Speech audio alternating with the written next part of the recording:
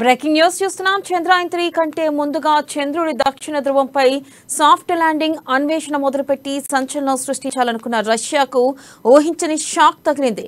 ఆ దేశ అంతరిక్ష పరిశోధన సంస్థ రిస్కోమాస్ ఇటీవల ప్రయోగించిన లూనా 25 స్పేస్ క్రాఫ్ట్ జాబిల్లి ఉపరితలంపై కుప్పకూలింది.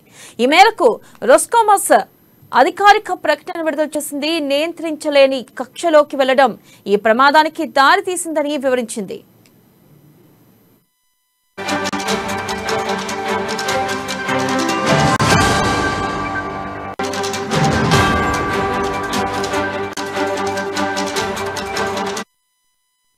ఆగస్టు 21న సాఫ్ట్ ల్యాండింగ్ చేయాల్సి ఉన్నందున శనివారం 11:10 సమయంలో స్పేస్ క్రాఫ్ట్ ని ప్రీ ల్యాండింగ్ ఆర్బిట్ లో ప్రవేశపెట్టేందుకు మిషన్ కంట్రోల్ ప్రయత్నించింది.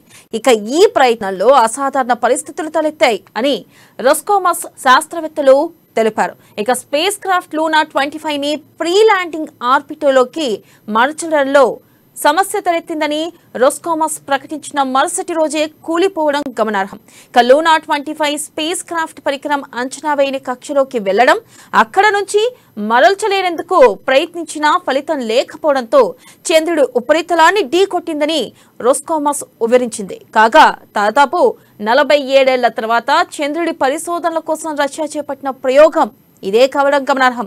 ఈ స్పేస్ క్రాఫ్ట్ రేపు చంద్రుడి దక్షిణ ధ్రువం వైపు సాఫ్ట్ ల్యాండింగ్ అవ్వాల్సి ఉంది. ఒక రోజు ముందే ఈ పరిణామం జరగడం గమనార్హం.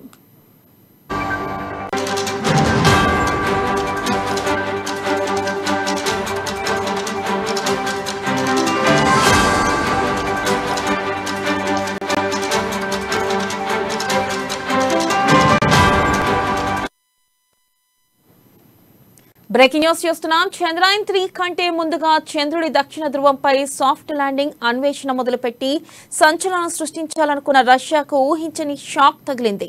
ఆ దేశ అంతరిక్ష పరిశోధన సంస్థ రోస్కోమాస్ ఇటీవల ప్రయోగించిన లూనా 25 స్పేస్ క్రాఫ్ట్ జాబిల్లి ఉపరితలంపై కుప్పకూలింది. ఈ మేరకు రోస్కోమాస్ అధికారిక ప్రకటన విడుదల చేసింది. ఇక నియంత్రించలేని కక్షలోకి వెళ్లడం ఈ ప్రమాదానికి దారితీసిందని వివరించింది.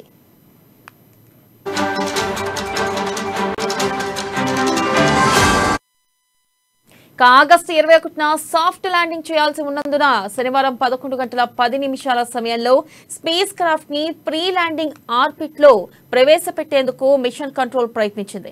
ఇక ఈ ప్రయత్నంలో అసాధారణ పరిస్థితులు తలెత్తాయి అని రోస్కోమాస్ శాస్త్రవేత్తలు తెలిపారు. స్పేస్ క్రాఫ్ట్ లూనా 25 ని ప్రీ ల్యాండింగ్ ఆర్బిట్ లోకి మరల్చడంలో సమస్య తలెత్తిందని రోస్కోమాస్ ప్రకటించిన మరుసటి రోజే కూలిపోవడం గమనార్హం. ఇక లూనా 25 స్పేస్ క్రాఫ్ట్ పరికరం అంచనా వేయని కక్షలోకి వెళ్లడం, అక్కడ నుంచి మరల్చేందుకు ప్రయత్నించినా ఫలితం లేకపోవడంతో చంద్రుడి ఉపరితలాన్ని ఢీకొట్టిందని రోస్కోమాస్ వివరించింది. కాగా దాదాపు 47 ఏళ్ల తర్వాత చంద్రుడి పరిశోధనల కోసం రష్యా చేపట్టిన ప్రయోగం ఇదే కావడం గమనార్హం. ఈ స్పేస్ క్రాఫ్ట్ రేపు చంద్రుడి దక్షిణ ధ్రువంపై సాఫ్ట్ ల్యాండింగ్ అవ్వాల్సి ఉంది. ఒక రోజు ముందే ఈ పరిణామం జరగడం గమనార్హం.